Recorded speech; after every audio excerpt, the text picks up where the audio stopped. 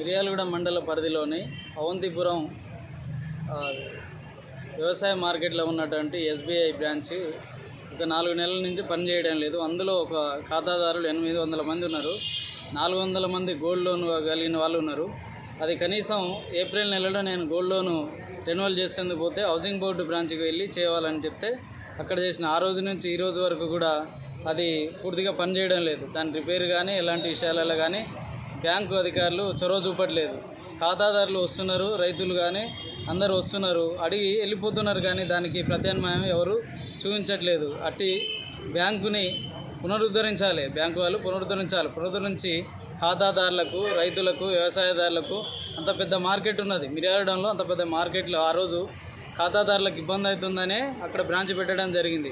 వాళ్ళందరికీ సేవ చేయాలనే ఉద్దేశంతో బ్యాంకు ఉన్నది, కానీ అక్కడ ఉన్న ఆఫీసర్లు సేవ చేయడం లేదు. దాన్ని పునరుద్ధరించి బ్యాంకు ఖాతాదారులందరికీ న్యాయం చేయాలని నేను విజ్ఞప్తి చేస్తున్నాను. నా పేరు బొడ్డుపల్లి శ్రీనివాస్, గ్రామం కాలువపల్లి, మాజీ సర్పంచ్.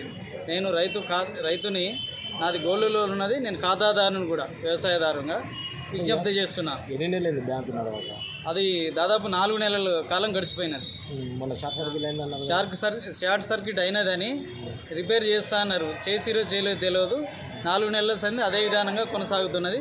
దాన్ని పునరుద్ధరించాలని నా యొక్క విన్నపం. దాన్ని మన్నించి బ్యాంకు అధికారులు కానీ, ఆఫీసర్లు కానీ, మెజిస్ట్రేట్ వాళ్ళు కానీ పునరుద్ధరించాలి మేము విజ్ఞప్తి చేస్తున్నాం.